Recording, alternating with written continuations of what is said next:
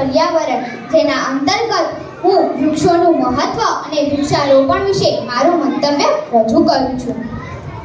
Balcony બોલે છે દરેક ઘરની ભાષા, બાલ્કની બોલે છે દરેક ઘરની ભાષા, ફળિયાના મોઢે તો તાળું છે.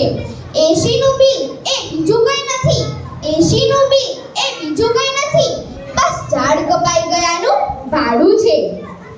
આજે આ કન્યા કેળવણી અને શાળા પ્રવેશ ઉત્સવના શુભ પ્રસંગે અહીં ઉપસ્થિત મહેમાનશ્રીઓ, આચાર્યશ્રી, ગુરુજનો તથા મારા વહાલા વિદ્યાર્થી મિત્રોને નવા શૈક્ષણિક વર્ષની હાર્દિક શુભકામનાઓ. અને આ દિવસે મને મંચ પ્રદાન કરવા બદલ આપ સૌનો ધન્યવાદ. ખુદ તાપ સહન કરી બીજાને છાંયડો આપે, ખુદ તાપ સહન કરી બીજાને છાંયડો આપે, એટલા તો એ પર ગજ્જુ છે. કોઈ પથ્થર મારે તો એને ફળ આપે, એટલા તો એ ઉદાર છે. ફળ આવે ત્યારે નીચા નમી જાય, એટલા તો એ નમ્ર છે. માટે જ આપણે સૌ ભેગા મળીને વૃક્ષોનું જતન કરવાની પ્રતિજ્ઞા લઈએ. વૈજ્ઞાનિકોના મતે દર 50 વર્ષે પૃથ્વીના તાપમાનમાં 1 ડિગ્રી જેટલો વધારો થાય છે. આથી આપણે ગ્લોબલ વોર્મિંગ જેવી સમસ્યાઓનો સામનો કરવો પડે છે. અને આ સમસ્યાઓને નિવારવા અનેકો ઉપાયમાંથી એક મહત્વનો ઉપાય છે વૃક્ષારોપણ અને વૃક્ષોનું ઉછેર. રોજ 30 લીટર પાણી કુલરમાં નાખ્યા કરતા જો 3 લીટર પાણી ઝાડવામાં નાખીશું ને તો આવતા વર્ષે ચોક્કસ ગરમી ઘટી જશે. માટે જ વૃક્ષો વાવો, જીવન બચાવો. વૃક્ષ રણને આગળ વધતું અટકાવે છે, વરસાદ લાવવામાં મદદરૂપ થાય છે, હવા શુદ્ધ કરે છે. વરસાદ વૃક્ષની શીતળ છાયામાં પશુ, પંખી તથા લોકો વિશ્રામ કરે છે અને નાના બાળકો રમે છે. વૃક્ષોના મૂળિયા જમીનનું ધોવાણ થતું અટકાવે છે. વૃક્ષ આપણને ફળ, ફૂલ, ઇમારતી લાકડું તથા બળતણ આપે છે. આમ વૃક્ષ આપણને અનેક રીતે ઉપયોગી છે. પરંતુ આજે માણસોને પોતાનો વિકાસ જ બહુ ગમતો હોય છે, પણ તે ભૂલી જાય છે કે પર્યાવરણના ભોગે થયેલો વિકાસ એ વિકાસ નહીં પણ વિનાશ છે. અનોખી છે આ દુનિયાની રીત, અનોખી છે આ દુનિયાની રીત.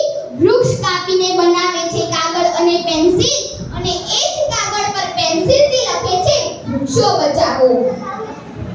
ઓક્સિજન હોય કે લાકડા એ કેટલા કિંમતી છે એ આપણને હવે સમજાયું. માટે જ આવનાર પેઢી માટે કઈ મૂકીને જવું હોય ને તો વૃક્ષ વાવીને જજો.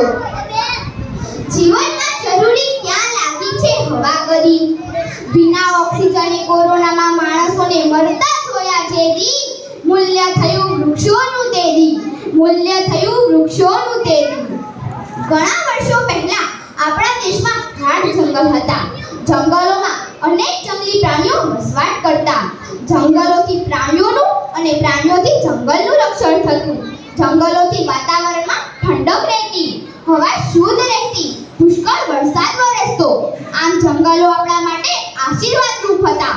પરંતુ આપણા દેશમાં વસ્તીનો સતત વધારો થતા રેલમાર્ગ, કારખાના, સડકો તથા ઘરનું ફર્નિચર બનાવવા લાકડાની જરૂરિયાત પડી. આથી આડેધડ જંગલો કપાતા ગયા. પરિણામે જંગલોનો વિસ્તાર ઘટી ગયો. ખેતીલાયક જમીન પણ ઓછી થઈ ગઈ. જેટલા વૃક્ષો કપાયા તેના પ્રમાણમાં નવા વૃક્ષો ઉગાડવામાં આવ્યા નહીં. પરિણામે વરસાદનું પ્રમાણ પણ ઘટવા લાગ્યું. ભૂગર્ભજળનું સ્તર સતત ઊંચું જઈ રહ્યું. દરેકને પોતાનું વાહન વૃક્ષના છાંયડામાં મૂકવું ગમે છે, પણ કોઈને એમ થાય છે લાવને હું પણ એક વૃક્ષ વાવું. આપણે આપણી જાતને પૂછીને આ જીવનમાં એક વૃક્ષ તો વાવવું જ જોઈએ. એક વૃક્ષ એક જીવન. ચાલો આપણે સૌ ભેગા મળીને વૃક્ષો ઉગાડીએ અને આપણી ધરતી માતાએ આપણા પર કરેલા અનેક ઉપકારોનો બદલો વાળીએ. અસ્તુ. જય હિન્દ, જય ભારત.